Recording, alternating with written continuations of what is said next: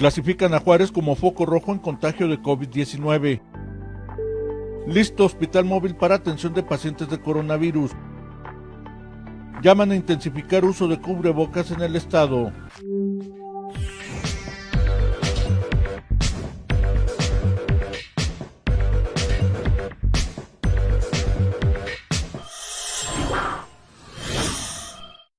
Ciudad Juárez fue incluida por el gobierno federal como uno de los municipios en donde se tiene un alto nivel de dispersión del COVID-19 y por tal motivo sus habitantes no podrán reiniciar sus actividades cotidianas hasta después del 1 de junio próximo. A una decisión muy importante, regionalizar la intensidad de estas medidas. Con el mapa municipal lo que apreciamos es zonas sin transmisión o zonas de mínima transmisión. Para fines prácticos es como que estas zonas están en fase 1 y en fase 1 son tan pocos los casos que se puede utilizar contención y no medidas masivas de mitigación. Contención, detectar casos sospechosos, diagnosticarlos y ponerlos en aislamiento a ellos y a ellas y sus contactos. Cuarta medida, que también es nueva, la recomendación, segmentar la movilidad en el territorio nacional. Esto lo que quiere decir es instrumentar mecanismos de contención geográfica. Contención geográfica. Necesitamos que las personas que viven en las zonas de baja o nula transmisión permanezcan en esa zona de baja o nula transmisión, que no se desplacen a zonas de mayor transmisión. Y viceversa, que quienes vivimos en zonas de alta transmisión no vayamos a zonas de baja transmisión, porque esto transportaría los contagios.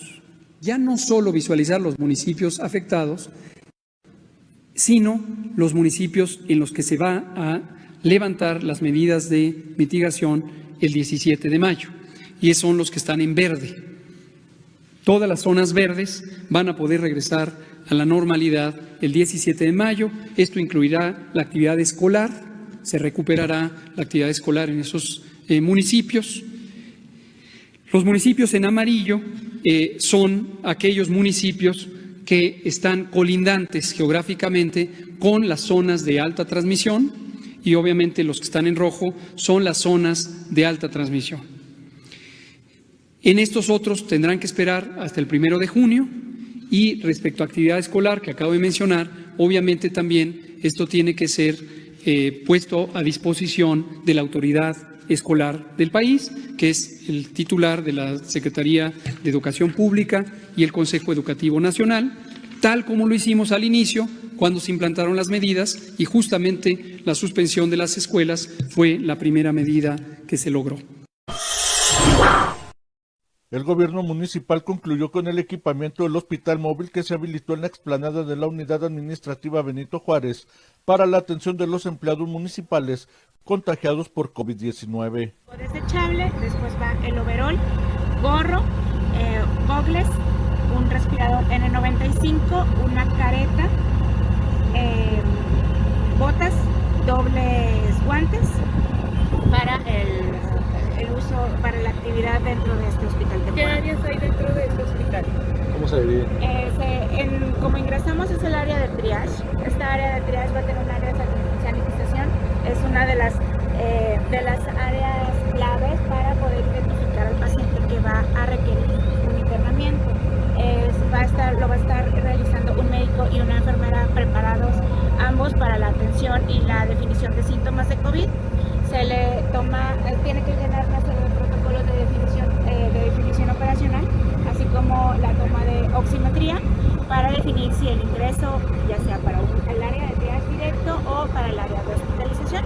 Posteriormente, como vimos del lado derecho, está muy definida y muy delimitada el área de choque, que es un área de operatividad para nosotros muy importante, ya que eso define la atención cuando un paciente corre riesgos. El intercambio normal que se registra entre los residentes de Ciudad Juárez y los vecinos del sur de Estados Unidos es uno de los factores que detonaron el contagio de COVID-19 en la localidad. De ahí las prohibiciones del gobierno federal, señalaron autoridades locales. Recordemos la gran dinámica de población empresarial, ¿verdad? Que es uno de los puntos fuertes en la zona norte del país.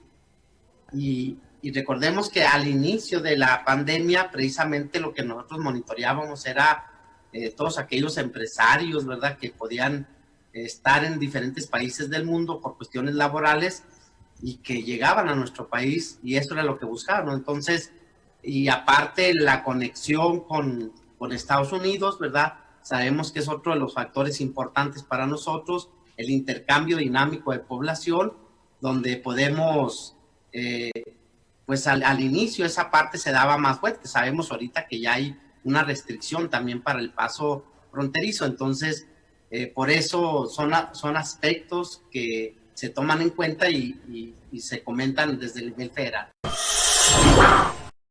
Tras las protestas de los trabajadores del Instituto Mexicano del Seguro Social, en donde manifestaron su inquietud por las carencias para atender de forma debida a los pacientes de COVID-19, los directivos de la institución tomaron algunos acuerdos. Ayer hubo una manifestación en el Hospital General de Zona número 35 y el director tuvo a bien recibirlos en el auditorio, se dialogó, se compartió información y se establecieron ciertos puntos que vamos a fortalecer. Esos puntos son la capacitación continua para que el personal tenga el conocimiento de todos los puntos, de todas las estrategias que se están llevando a cabo como seguimiento a las indicaciones del Gobierno de la República a través de la Secretaría de Salud. El Instituto Mexicano del Seguro Social, como les he comentado, tiene un plan de respuesta institucional.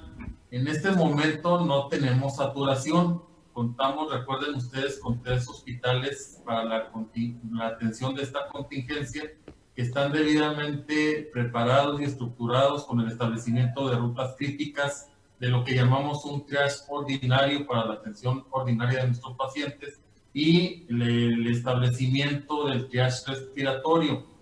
En concreto, la respuesta no ha sido rebasada la capacidad para la atención de nuestros dependientes. Para aprovechar los recursos hospitalarios de forma eficiente en el tratamiento a pacientes diagnosticados con COVID-19, las autoridades sanitarias definieron el triage que se aplicará para definir la canalización de los enfermos. Triage respiratorio que hicimos para convertir una ruta crítica. Hicimos que el hospital se dividiera en 2 partes para empezar, ¿sí? Haciendo una ruta que es respiratoria y una ruta que es netamente hospitalaria mixta, donde se atenderán pacientes de todas las demás enfermedades. Pero quisimos hacer esto porque la mejor forma de evitar la dispersión de la enfermedad o de la pandemia que tenemos ahorita es evitar el contacto de pacientes que tengan la patología con otros que no la tengan. Y se hizo una división, iniciamos cada hospital, como usted atinadamente menciona, cada unidad tiene una pequeña unidad de atención COVID, donde nosotros tendremos una selección de pacientes y luego derivaremos ya sea a su casa o ya sea al hospital. Nosotros hicimos 7 partes de esta situación y dijimos, bueno, lo primero es, hay que pensar qué hospitales pueden ser más fuertes en la capacidad de la atención. Y esa capacidad de la atención está basada en su capacidad logística, su infraestructura, basada en un estudio que los ingenieros realizaron, viendo las capacidades de flujo de oxígeno, viendo sus instalaciones eléctricas, viendo qué tan nuevas están las unidades, para evitar precisamente complicaciones. Entonces, se seleccionó a través de una revisión de los procesos al Hospital Central, al Hospital General de Juárez y al ISSSTE. Y entonces decidimos que deberían de tener una ruta crítica para evitar los contactos. Aquí en el Hospital Central iniciamos con el triage, avanzamos conforme entra el paciente, si una vez fue seleccionado para que sea hospitalizado, y lo llevamos a la sala de urgencias. En la sala de urgencias está dividida igual en 2, una urgencias respiratorias, que si notan aquí, tenemos una cantidad de camas libres que son prácticamente la totalidad. Tenemos 2 salas de choque con ventiladores fijos que van a servir para atender al paciente en extrema urgencia. Pese a que los cubrebocas no evitan la propagación del COVID-19 entre la población, autoridades sanitarias recomendaron su uso en lugares públicos para reducir la posibilidad de contagio, pero sin omitir las otras medidas preventivas. Es muy importante que empecemos a valorar el uso del cubrebocas cuando estemos en espacios públicos, y esto porque estamos en poco tiempo de entrar a la fase epidémica. Este es el motivo por el que vamos escalando en las actividades y en las acciones, y bueno, sigue la indicación de permanecer en casa lo más posible. No es que ya podamos salir y usar cubrebocas. Eso es lo primero que quiero comentarles. Lo otro es que es muy importante que todos sepamos cómo es el uso de ponerse y quitarse el cubrebocas. Nos tiene preocupados que haya una falsa seguridad y un falso uso, porque se ha demostrado que eso también produce algunos contagios. De hecho, todavía recientemente sacaron un estudio Cochrane en el que todavía no se comprueba realmente la eficacia del cubrebocas. Sin embargo, bueno, pasando a esta etapa epidémica para tratar de reducir esas pequeñas gotitas que salen de nuestra boca, pues sí lo recomendamos para tratar de que esas pequeñas gotitas sean menos las que estén en las superficies y en el ambiente. El cubrebocas.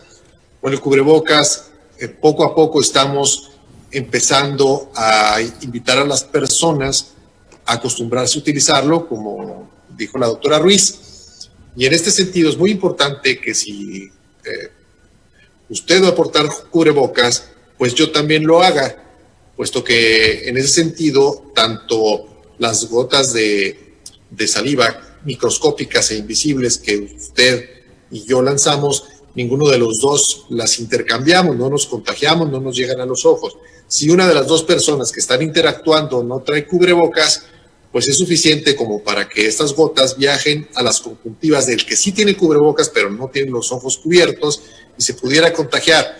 Entonces, pues lo importante es, sobre todo en aquellos espacios donde se pierde la sana distancia, en el camión, en áreas de trabajo donde ya se convive un poco más de cerca, portar el cubrebocas es importante. Nuestra ciudad todavía no entra en la fase 3 del contagio del COVID-19, sin embargo, la población no debe relajar la aplicación de medidas preventivas, exhortaron las autoridades sanitarias. Bueno, para el estado de Chihuahua todavía permanecemos en la etapa 2. Recordemos que en esta etapa, bueno, una de las características es, si hablamos de números absolutos, se habla de cientos, y la otra parte es la ocurrencia de brotes comunitarios. Son dos características muy importantes en esta fase, y obviamente que todo esto, recordemos que todas las personas somos susceptibles de la enfermedad, de ahí que debemos de estar muy atentos, ¿verdad? Porque de la fase 2 a la 3 se puede disparar súbitamente. El jefe del Ejecutivo Estatal convocó a 4 exgobernadores para que se sumen a las acciones que permitan apoyar a las familias afectadas por la emergencia sanitaria, aunque aún no se toman acuerdos entre ellos. He pedido a los exgobernadores del estado verme con ellos, y por primera vez, aunque será ahora de manera virtual, nos vamos a reunir con los exgobernadores en una videoconferencia donde va a estar el licenciado Fernando Baeza Meléndez, exgobernador del estado, don Francisco Barrio Terrazas, exgobernador, Patricio Martínez, Reyes Baeza y un servidor. Vamos a platicar sobre un plan que les quiero proponer a los exgobernadores, y qué bueno que estamos unidos y que los exgobernadores han decidido trabajar con nosotros, apoyarnos, unirnos. Tenemos diferencias, incluso ahí tenemos diferencias históricas, pero se han superado y están platicando entre ellos, y estamos platicando más bien entre todos. Y ha platicado bastante Pancho Barrio con Fernando Baeza, y Patricio conmigo, y Patricio con Fernando Baeza, y ¿quién lo diría? Pero mientras otros se dividen, aquí en Chihuahua nos estamos uniendo, y no vamos a permitir que la cizaña, la intriga, la mezquindad nos divida, porque somos mucho pueblo, el pueblo de Chihuahua, para enfrentar a este virus que nos ataca. El gobierno municipal concluyó con el equipamiento del hospital móvil que se habilitó en la explanada de la Unidad Administrativa Benito Juárez para la atención de los empleados municipales contagiados por COVID-19. Desechable, después va el overol, gorro, gogles, un respirador N95, una careta, botas, dobles guantes para el uso, para la actividad dentro de este hospital. ¿Qué áreas hay dentro de este hospital? ¿Cómo se divide? Como ingresamos es el área de triage. Esta área de triage va a tener un área de sanitización. Es una de las áreas claves para poder identificar al paciente que va a requerir un internamiento. Lo va a estar realizando un médico y una enfermera preparados ambos para la atención y la definición de síntomas de COVID. Se le tiene que llenar una serie de protocolos de definición operacional, así como la toma de oximetría para definir si el ingreso, ya sea para el área de triage directo o para el área de hospitalización. Posteriormente, como vimos del lado derecho, está muy definida y muy delimitada el área de choque, que es un área de operatividad para nosotros muy importante, ya que eso define la atención cuando un paciente corre riesgos.